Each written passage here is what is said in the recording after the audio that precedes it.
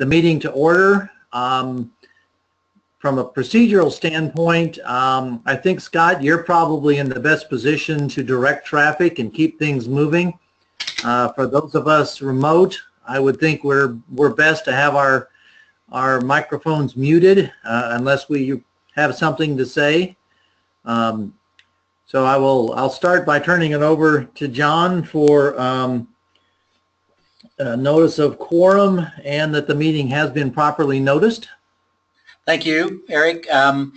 There is a quorum present, as a matter of fact, with all 6 board members in attendance in one way or the other, mostly by live video conference, Boyd by telephone, and Scott here in person. Board members were properly noticed of this meeting, and owners were informed of the meeting through an email and, Gary, I believe a posting of the agenda in the lobby? In the lobby and on the website. And on the website, very well. So having done those formalities, I didn't know, Eric, if you would be interested in knowing what owners are here? Yes, I think because we are doing this remotely, John, it would be helpful if you or Scott would update us on who is present, and then as the meeting continues to update us if anyone should join the meeting. Okay, if it's okay with you and the owners are willing to speak loud enough to be, because you aren't on camera, but if we could just go around the room and have you say who you are and what your unit is. So Gary, go ahead. Gary Gustafson, Unit 225. Did everybody hear that? Yes. Lisanne Coons, 107. Okay. Sarah Walker. I didn't. Oh, I'm sorry, I did not hear the second one. we did have a second person. John, we're not. Lisanne Coons, Lisanne Coon, and it's 107. 107. Sarah Walker, 602, 603. George Boyan, 845. Okay, that is at present the 4 owners who are here. Who was the third one, John? Okay, Gary's here. I'm here too. What was that, Joe? Who was the third one? Sarah Walker. Oh, okay. And then did everybody hear George's name? Yes. Can I ask a question of Sarah Walker? Yes. Are you representing yourself as a taco owner or a Glacier employee or both? A taco owner. Okay, thank you. You're welcome. Thank you. And just FYI, Dave and Mark have come in and are seated in the audience area as well. And Gus just walked in. All right, hi guys. Okay, thank you, John. Let me go right to then the first agenda item. As we all know, the first agenda item today is to replace Ann. Ann resigned from the board in late December because her unit sold. I would just mention by way of information that since that time, Ann has agreed to continue to serve in some of the capacities that we had in hope she would serve as a board member. However, she is doing that as a contractor. She is doing some publicity for Taco and for the rental program, and I would encourage anybody who has questions about that to ask Scott after the meeting. He can give you a little more detail. Ann's unexpired term expires in September of 2019, so it has a year and a quarter or so left to run. The bylaws do not require the board to fill vacancies in any prescribed manner, and in fact, different board positions have been filled in different ways over the years. In this particular case, myself, John Niebling, and Boyd Hodges kind of worked informally as a recruiting or nominating committee, each of us talking to multiple people to try and get some interest in filling the open seat. By By my count, we had at least 6 owners express interest in participating in this.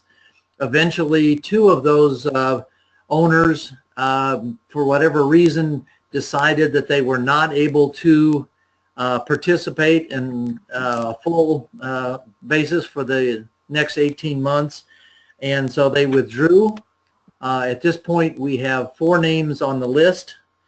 I would revert back for just a moment. On the list of 6 candidates, we had actually 4 candidates raise their hand from Pinecone, 1 from High Point, and 1 from Gamble Oak. At this point, I do not believe we had any indications of interest from anyone residing in the lodge to serve on the board.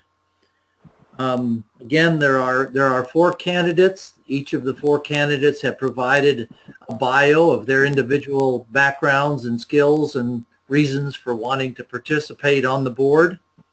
The board has shared those documents, obviously, with each other, reviewed those at some length, and there have been conversations among various board members regarding these candidates. The candidates are both a collection of relatively new owners and longtime owners. In some cases, the board members don't know every one of the candidates, but we have had a good discussion, and I think at this point, before we continue any further, we probably need a motion to continue any discussion regarding the candidates. I'll make a motion. Ron, what is your motion? I make a motion to nominate Kathy Pugliese to the open board for the Cameron Association of Condominium Owners. We have a motion. Do we have a second? I'll second it. This is Scott.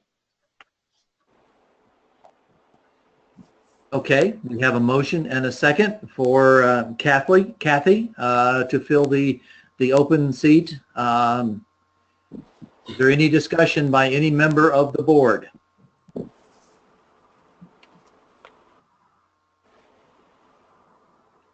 I'll extend that to the two officers who are not official board members. John and Joe, do you have any comment? I don't. I do not. Okay.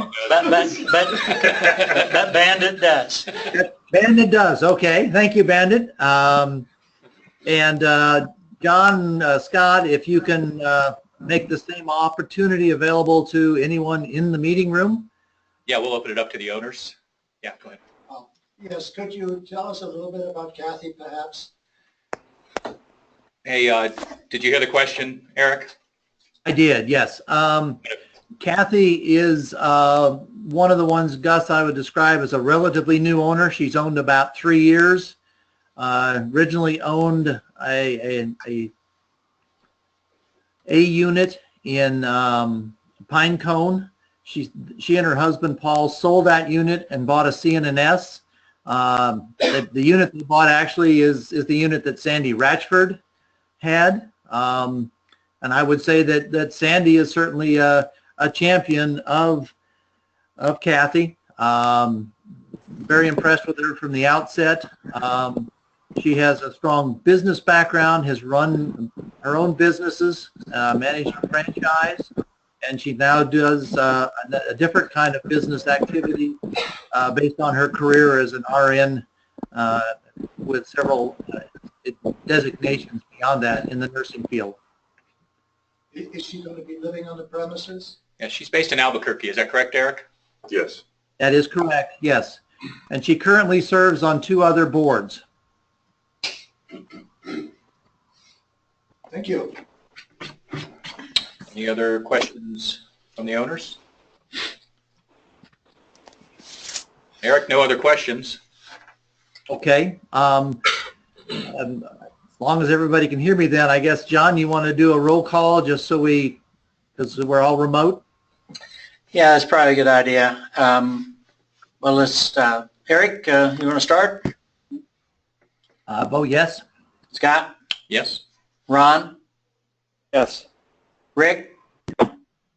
Yes. Boyd, Yes. Jim. Yes. Okay, so Eric, the vote is 6-0 in favor of appointing Kathy Puglas.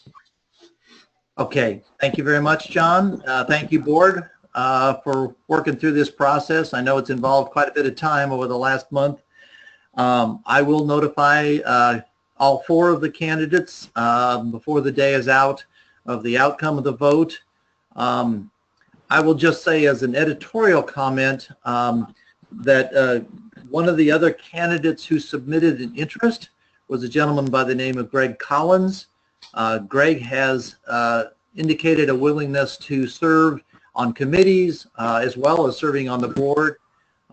It's my intention to ask Greg if he would be willing to serve the board on the Water and Sewer Committee.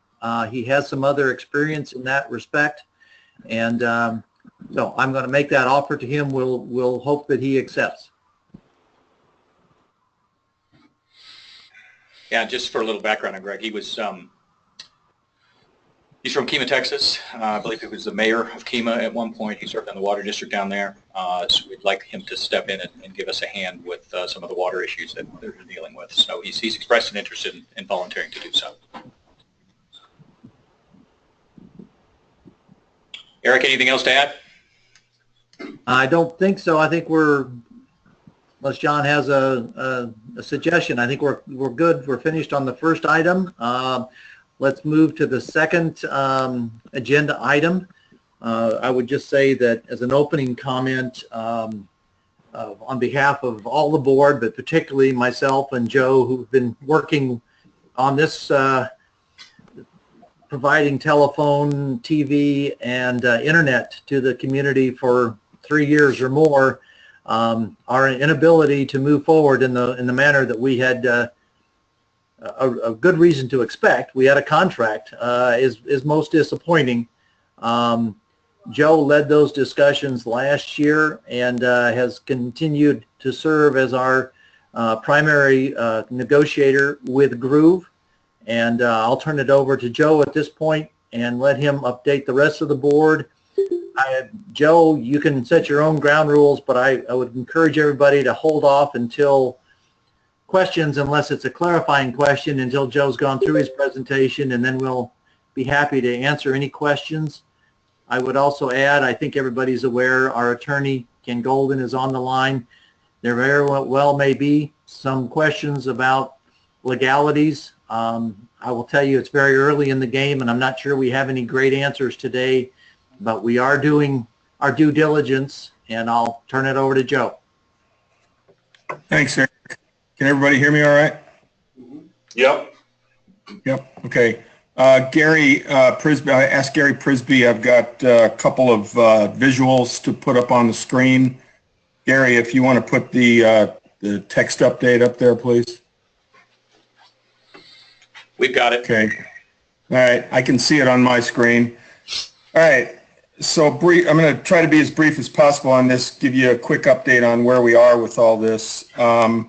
I think owners, staff, and I inserted the word painfully, are aware of the current status of the quality and uptime, reliability of our telephone, internet, and cable TV services. Primarily, internet seems to be the biggest problem for a lot of our owners, and followed by TV and then phone. A lot of people have cell phones, so they're not handcuffed when the telephone goes down. I asked Gary, since he's on the ground 24/7, 365 there, what the history has been. We all get word of these outages, whether they're planned or unplanned, whether we're on the property or not. We hear about these things. Gary tells me that on average, between the planned and unplanned outages, either TV or internet service or both are out 4 to 6 days each month for about the past year. Sometimes these outages last for an hour or two, sometimes longer, sometimes maybe even the entire day.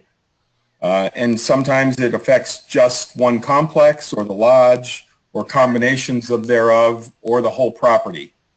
So we know we have a problem with reliability and uptime of our communication services, and this has been a sore point for a number of years, as Eric alluded to.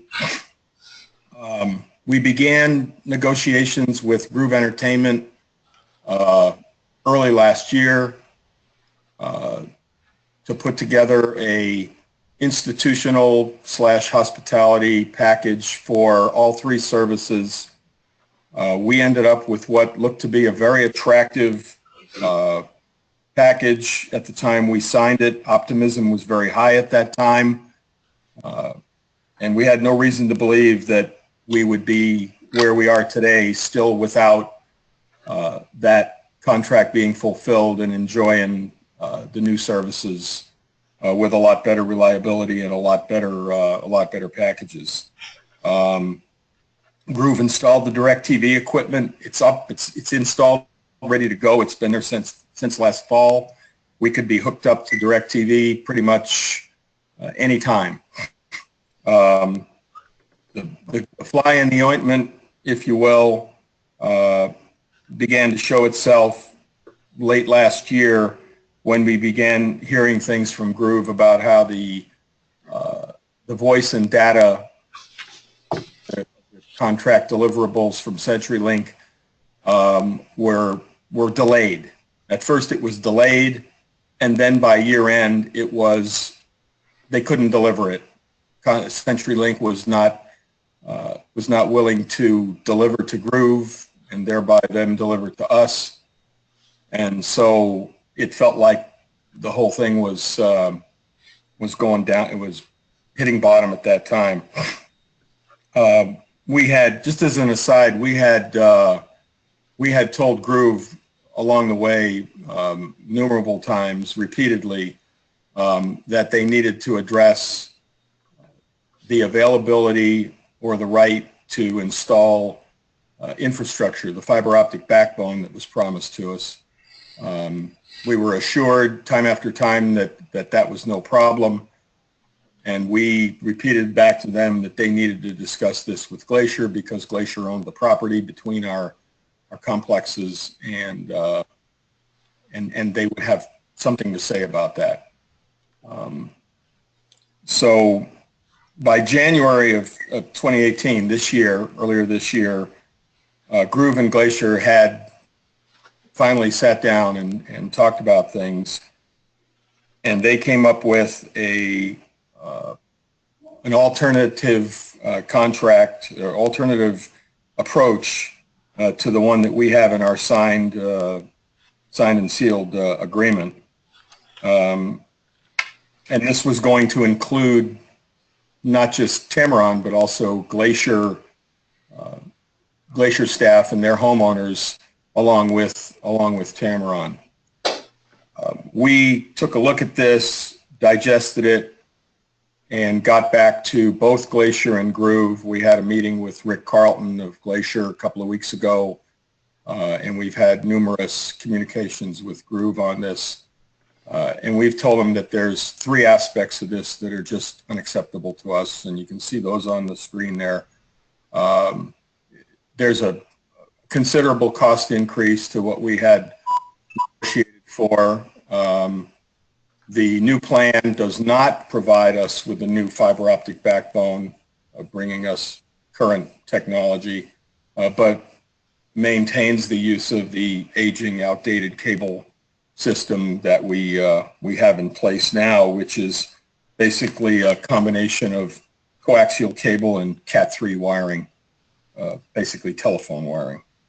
And then at the end of the 6 years, we would still be left in the position we are now that we consider untenable, is that we don't have any ownership or access to that cabling that connects our complexes together. Basically, we're back to square one where we started, not being able to communicate between complexes over TACO-owned networks. Gary, do you want to, if you'd like to switch to the cost spreadsheet, I'd like to show that now. So I have three little mini spreadsheets on this page. And I'm sorry it's not bigger. I hope you guys in the room can see it all right. But the top third shows the current services that we have provided by Glacier. We have no contracts anymore with Glacier. Those are all expired. And you can see what we're paying currently on a per household basis for internet, television, and telephone. And you know what we're getting for that. The contract we signed with Groove provides for much more capability at a much lower price, as you can see by the sheet in the middle there. And it still has line items for internet, television, and telephone, and then sales tax on that. And then the bottom one, Gary, can you scroll up? Yeah, here we go. All right, and the bottom one shows the particulars in terms of cost of the contract that Groove is presenting to us now, and the cost aspects of that. It still has the internet, telephone, television line items. There's also a Glacier access fee. This is the fee that Glacier is imposing on Groove for the right to use the existing cable infrastructure that connects the properties together, connects our properties together. There's also a cost for Glacier taking over and maintaining Glacier's current infrastructure, the CMTS. Sorry, I don't know what that acronym means. Maybe Jim Tate can tell us what that is after a bit. There's an admin billing and the service agreement. This is the service agreement is the one real upgrade in these two proposals, the one we have signed and the one that they're now proposing. The deliverables are basically the same. 300 megabits internet per complex, the television, DirecTV, 110 channels with HD DVR is the same, and the telephone services are the same. The only real difference between these two proposals is that there would now be an on-site dedicated service tech who would provide service to us at no additional charges. In other words, we wouldn't be getting an hourly charge for services to come in and take care of problems. But you can see that the price is considerably higher, almost double, and that's what I alluded to in the slide earlier. So Gary, if you want to go back to the text page. So what happens next? Where do we go from here? Well, we're exploring other options, including the installation of our own fiber optic backbone. We're working on getting estimates for that, and those are looking fairly favorable. And we have found out that some alternatives just don't work. Over-the-air systems, microwave systems, because of the line of sight requirements, those are not feasible. And then lastly, will TACO need to resort to legal measures to gain benefit from our signed contract? And as Eric said, we really don't know that right now. We're looking at our options. We're still leaving it open that there may be further room for negotiation on those three big bullet items with Groove and Glacier, though nothing has moved yet on that front. But that's where we stand. We're working on it. We're as frustrated as anybody about not being in a better position now than we were a year ago when we started negotiating with Groove. But we're going to do the best we can to get it there. Sorry, my cell phone just started to ring. So that's the presentation. If there's any questions, I'll be glad to field those. Gus? Joe, how much of a fly in the ointment is the issue of getting a right-of-way from, I guess, Glacier? Or did we at any time retain in our negotiations, did we retain a right-of-way? Or can you comment on that at all? Hey, Ken, how much can we comment on that? Who's worried he didn't hear the question? You heard the question.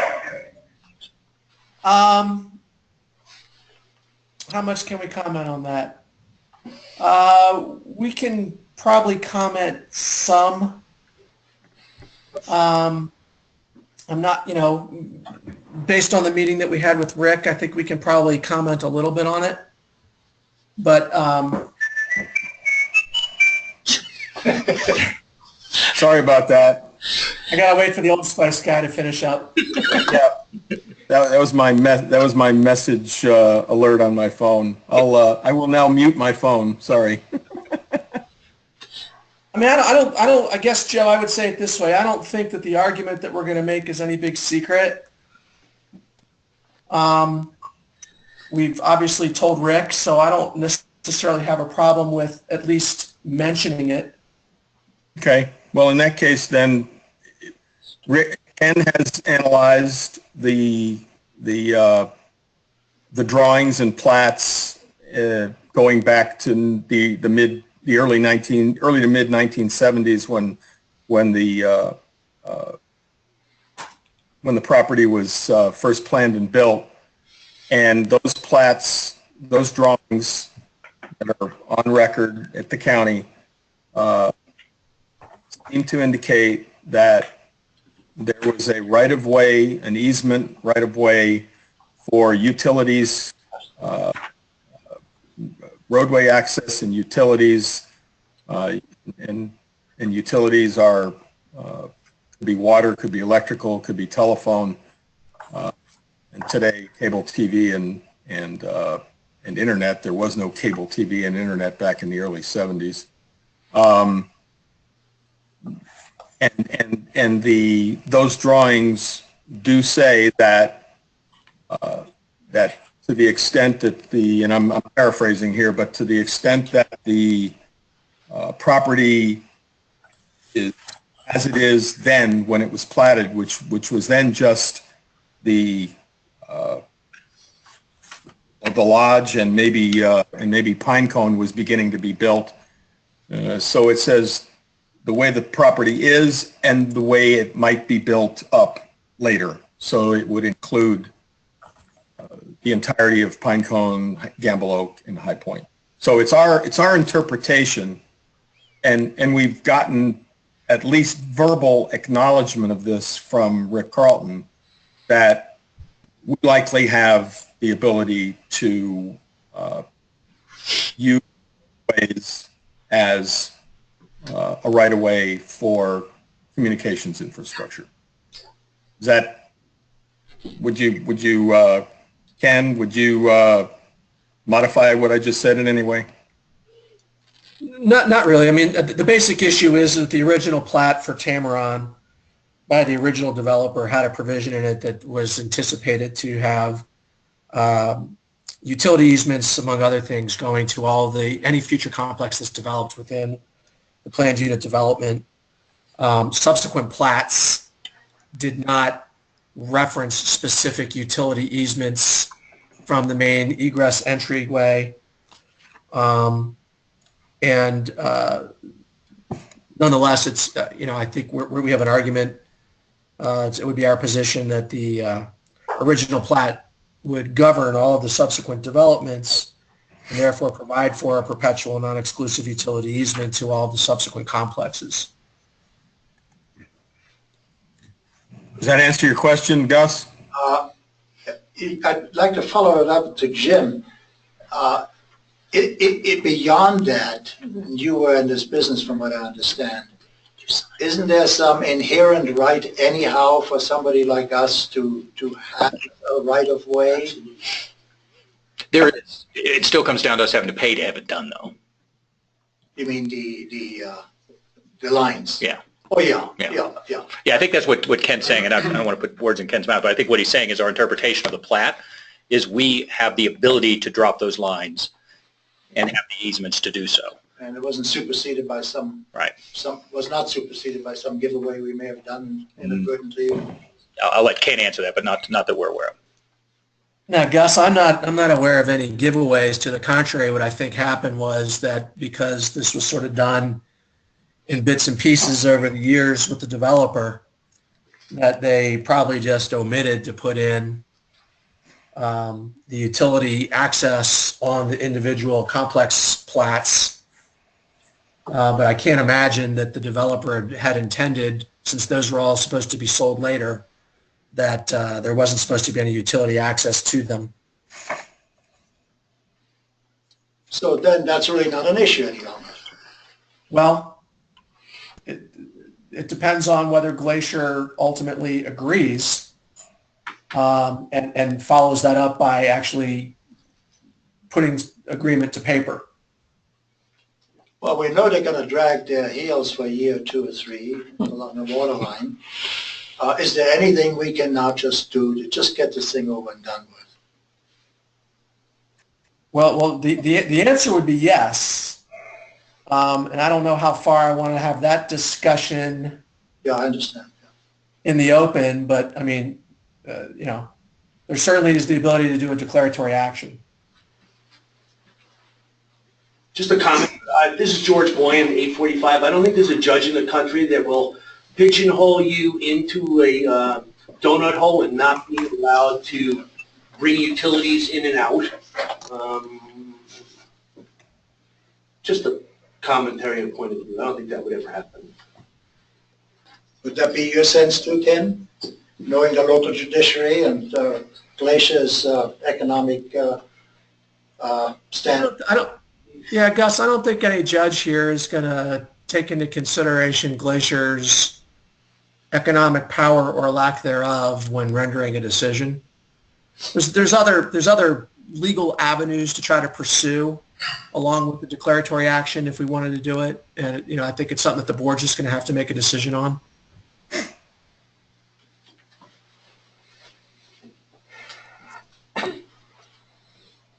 Did you have any I guess I would say it this way, Gus. I hesitate to say too much more. No, I understand. In an open meeting, but about it. But it could be done very easily, and it could be contentious. It really just depends on Glacier.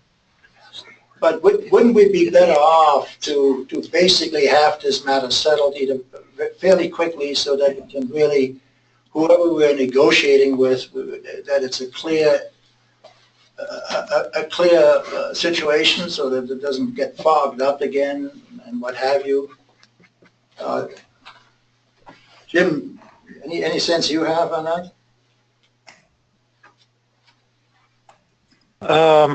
It would be hard to answer that, quite frankly. We want to make sure that we have everything that we need before we begin to seriously consider any of the proposals that we're going to be getting.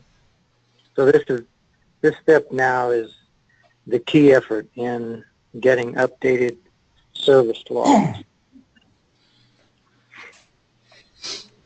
So what you're saying is we really should proceed with some sort of declaratory action if we don't get a fairly quick answer from Glacier. We should act as quickly as we possibly can, certainly. You agree with that too, Ken? Well, I think two things. Number one, I think it's just in Taco's best interest to have the right-of-way issue addressed, period, end of story, so that whether it's, conduit put in now for the telephone, internet, television, or something down the road, yeah, we want to make sure that there's no question that 10, 20, 30 years from now, we're not still fighting about whether or not we have legal access to get to all of our complexes. As for this very specific issue, I mean, certainly we want to try to get it resolved as quickly as possible. There's a couple of there's a couple of factors in there that I don't know that we want to discuss openly before having a chance to discuss it with the board internally, that would affect how quickly or slowly we want to move. Thank you. Before we do that, hey, Eric, this is Scott. I kind of skipped and started getting questions from the owners. Do we want to get any questions from the board members first, or can we just continue with the owners? No, I think probably protocol would say we'll do the owners, or sorry, do the board first and do the owners when we finish the board. Okay. Then board members, does anybody else have questions about what Joe shared with us? No. Scott, this is Boyd. Did we put a contract or a deposit down on the contract with Groove? Joe? No, there's no deposit with Groove. The only thing we have done is we have spent. There were aspects of that contract that required us to do some work, to do some site work, some electrical work, and some other provisions that we've done. We've also spent some money on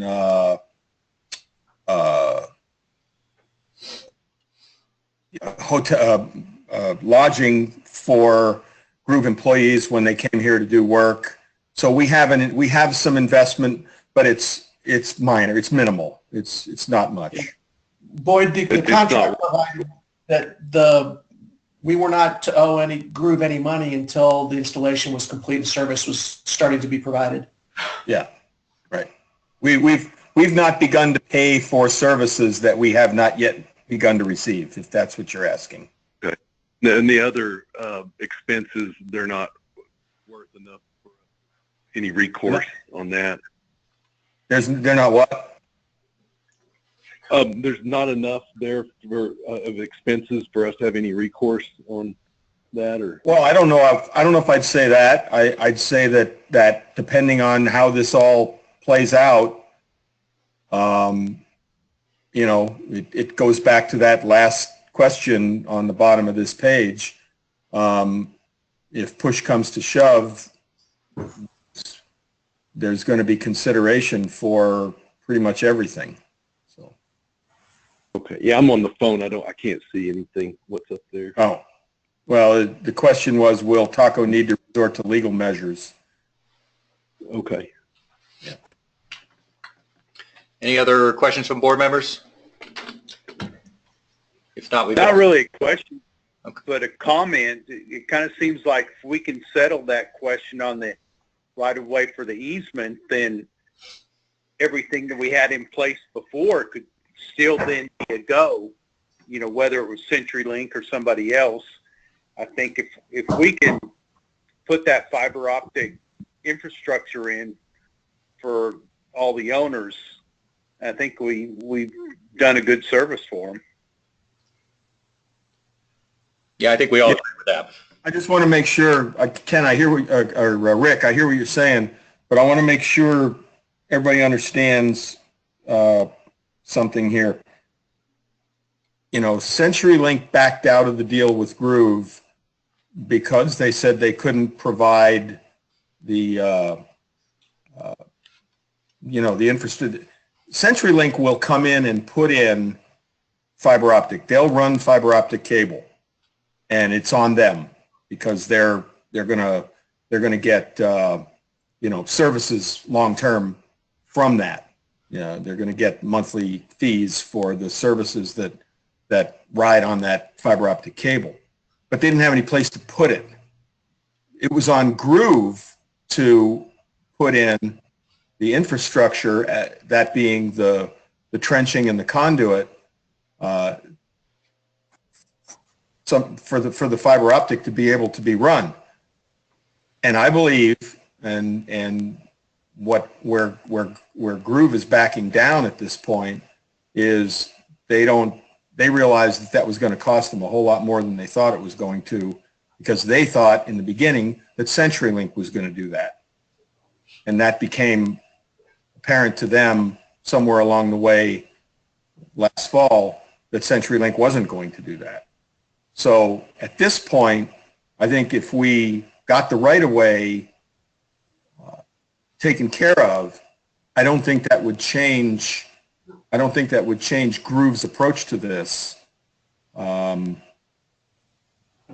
So we'd still be looking at that challenge, about how to get that conduit infrastructure in the ground, and who was going to pay for it. Okay. I just thought it was the right of way for the easements that was the holdup.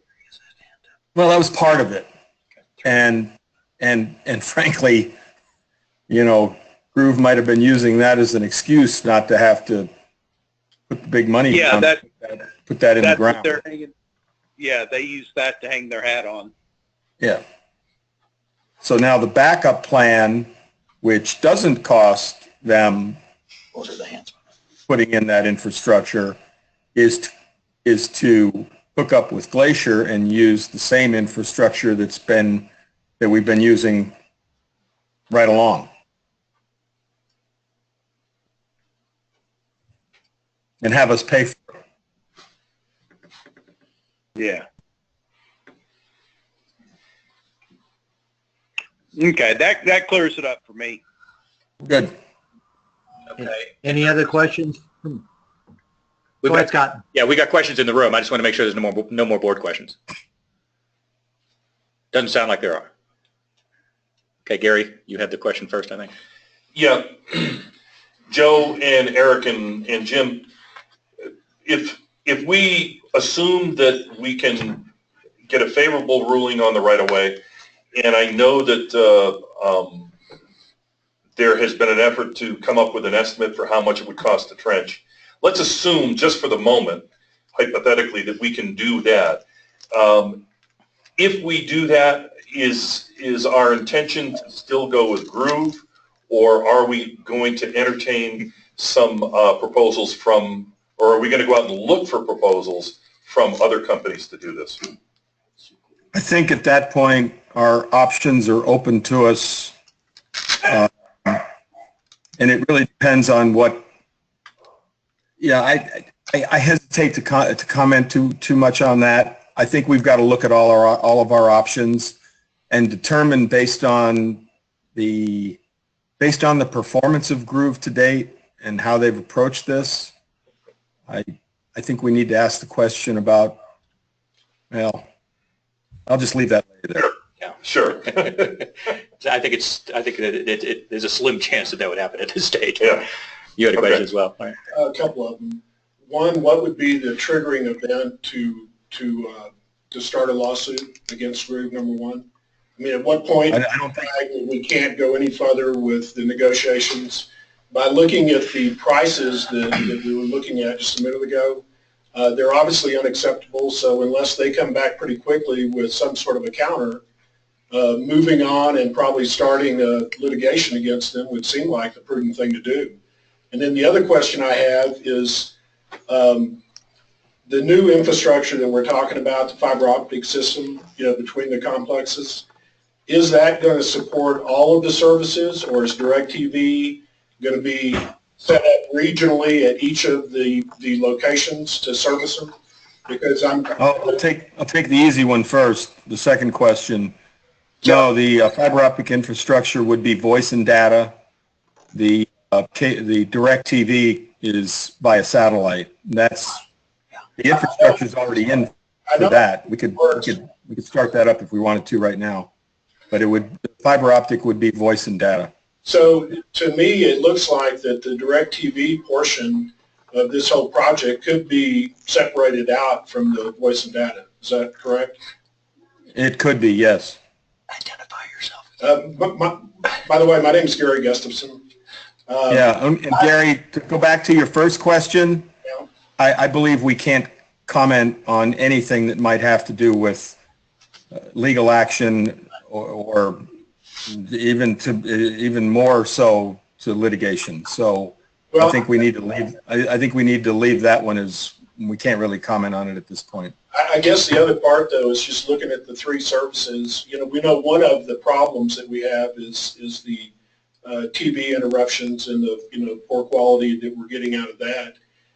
Is there any reason that we could not go to some provider, whether it's Groove or somebody else, probably somebody other than them, and contract separately for the DirecTV portion of the system?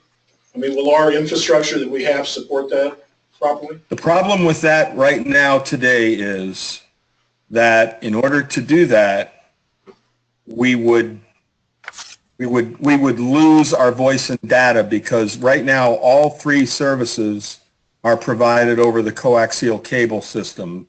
Right. And if we disconnect the coaxial cable system to hook it up to the DirecTV antennas, then we don't have internet and phone anymore. Well, phone's not over the cable system, though. Yes, it is. In the lodge, it is not. In the outlying areas, it is. Oh, really? Yeah. Okay.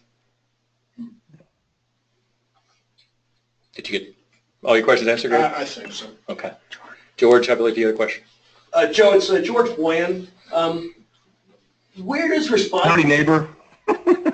Where does responsibility lie as far as the hiccup between Groove and the other provider, CenturyLink? CenturyLink, that they missed out on who was going to do the teaching and who was going to do the infrastructure? I mean, is there a place of responsibility there? I mean, does it rely on us? Does it rely on CenturyLink? I mean, Groove, this cannot be their first rodeo.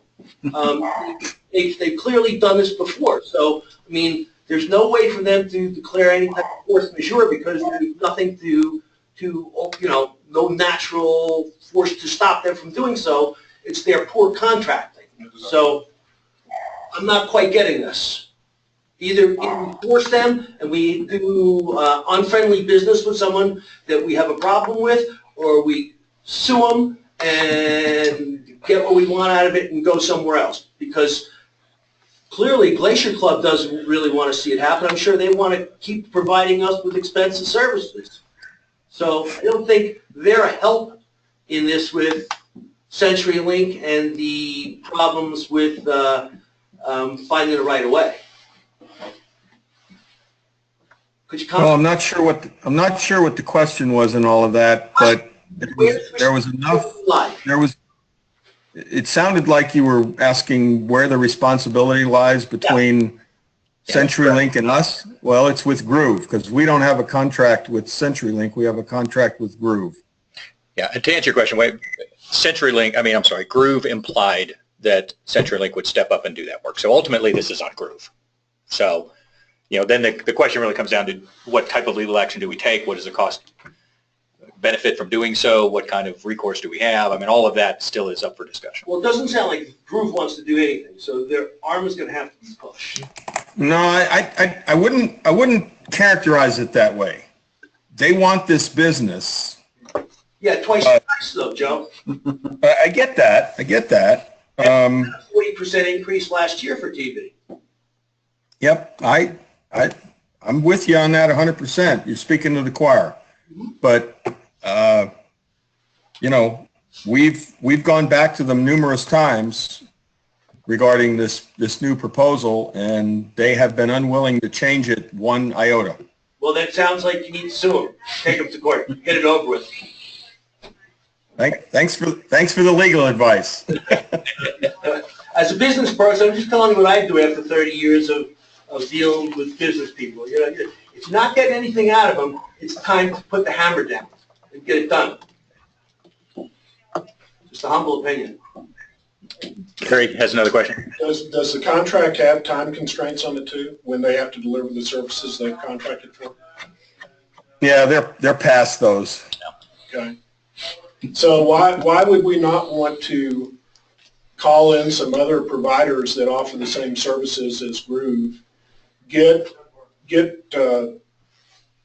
proposals put together, you know, get different designs maybe for the infrastructure, maybe look at not doing the fiber optics, but still, you know, coming back in, adding DirecTV, take an alternate course and then sue Groove for lack of fulfilling their contract to boot.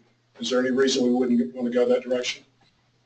I'm not going to try to cite reasons we wouldn't, but again, this all comes under the heading of legal action we might take and strategies we might use, and it's just not a good idea to be discussing those in this open meeting.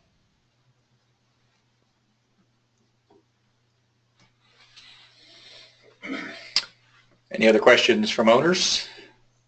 I like this gentleman's questions, and I sold a cabin, and my next door neighbor was the Supreme Court Judge of Colorado, Gregory Hobbs, and he had these very issues. He's a water expert, and I and the other neighbors had the right of way, but he still could use our right of way to get to his property.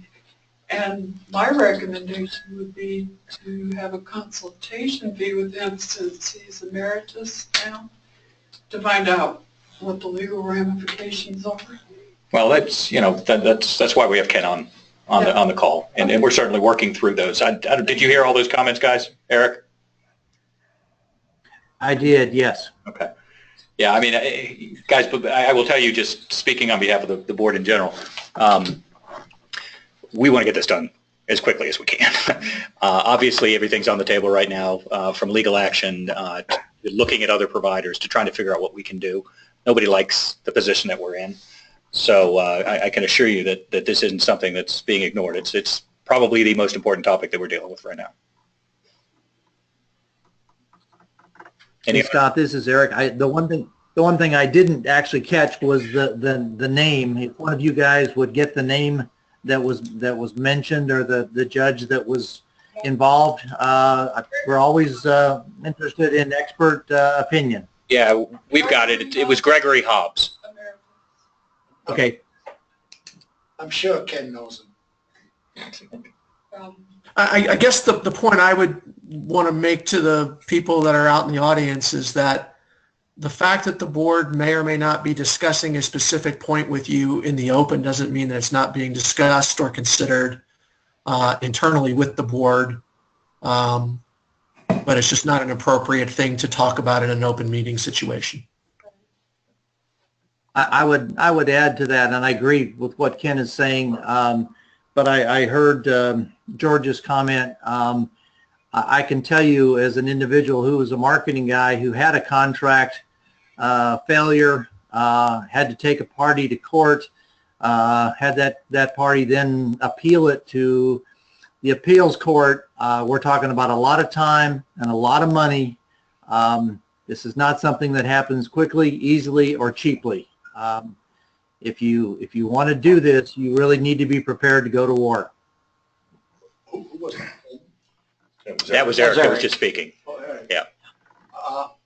I think maybe Ken can comment. I'd say in terms of the right-of-way issue, the declaratory issue, I don't think that's a big thing. Is it, Ken? Depends on if you're Glacier or Taco. Well, I mean, not trying to be glib there, Gus, but I will say it this way: Glacier has evidenced a difference of opinion with us on this in the recent past. I don't know what their position would be if push came to shove. And it may be, as I said before, something that gets done very easily and quickly. I think Glacier's motivations are slightly different than ours. And as a result, they may not be necessarily willing to discuss things in the same way that we would want them discussed. And so the issue of getting a judicial determination on a declaratory action would take some time. I don't think it would be overly costly, but if there's, as I know you know, when you're talking about documentation, an interpretation of those documents, there's a couple different ways the courts can look at things, and some of it's just going to depend on what evidence can be presented and arguments that can be made, et cetera. So, but it's again, I don't want to say that the board is not unaware of the various issues, and it's something that we're considering and going and looking at the entirety of it. And quite honestly, there's a couple things that we're probably not able to tell you right now in an open meeting situation that might affect how you're looking at things. Gary Frisbee, you have another question? I didn't have a question, but this is kind of an answer to another side of the answer to your question, Gus. And this is the thing that everybody probably needs to remember. You asked about, or somebody mentioned Glacier's motivation. Joe, you can correct me if I'm wrong on the numbers, but we pay Glacier approximately $430,000 a year for TV, phone, and internet. That is in large part their motivation. If they to ask them to just give us right away and then let us go and trench on their property, they lose that income. That's and not to mention whatever increases they have planned down the road. And not to mention $430,000 in the water, roughly, isn't it? Yeah, and in no uncertain terms, just when we talk to Carlton, and I think we can share this, they don't want to be in this business. They've acknowledged that. So, somewhere we got to meet in the middle and try to figure it out. They know they're not good at this business. Any other questions from the audience? Okay. Eric, no other questions here. Okay, I will entertain a motion to adjourn. Hey, Eric. I'm here. Yes. Before we do that, are we talking any further with the board, or are we just done for the moment? I think we're done for the moment. Okay. Yep. Eric, I made a motion to adjourn. Do I have a second? I second this, Rick. Okay, I have a motion and a second to adjourn. All in favor say aye. Aye. Aye. Okay, Joe, will you distribute to all of the board members your 2 slides? I will. Thank you. And to the secretary. And to the secretary, yep. Okay, Yep. we are adjourned. Thank you all. All right, thanks, y'all. Eric, do you want me to keep this going or not?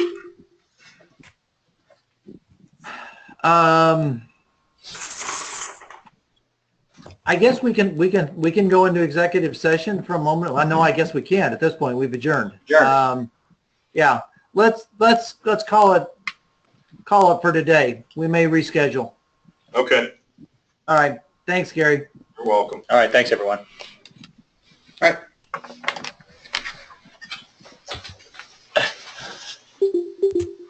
Somehow the GoToMeeting, the internet always works when we need a GoToMeeting, though. Somehow the internet always works when we need a GoToMeeting. I don't know why that is, but. What are we going to do?